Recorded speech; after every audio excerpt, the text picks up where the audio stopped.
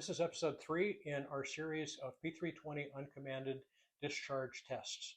Today we're going to be covering the striker lock.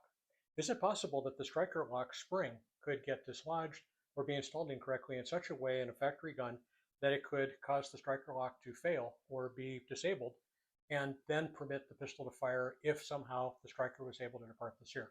We're going to investigate that. Ballistics Research Facility gunsmiths that issued the MPD FBI report did believe that the striker lock could become dislodged and perhaps contribute to some kind of a uncommanded firing.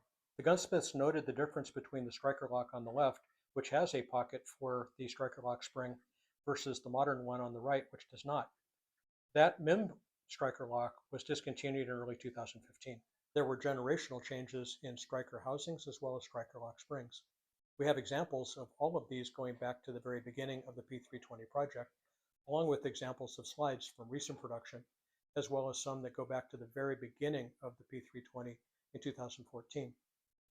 Engaging and measuring all of these, we're able to get a really good set of dimensions for the stack up between the striker lock, the striker housing, and the mortise and the slide it fits.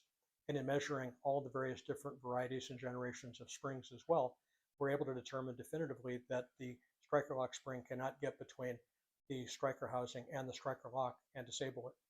In attempting to do so, we found that there was no way to assemble it with the spring out of place, and once in place, there's no place for it to go. There's simply not enough room for the spring to be able to insinuate itself between the housing and the lock.